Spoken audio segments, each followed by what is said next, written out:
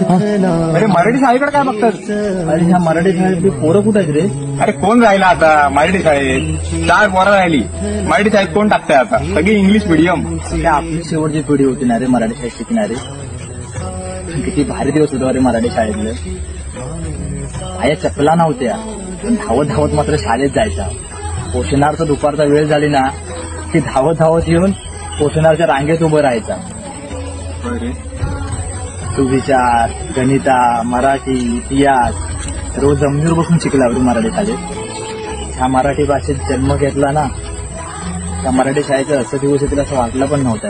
कधी वाढले हे दुरावे कळे ना जुरे बाग आता सुनी सुनी सारी का कळे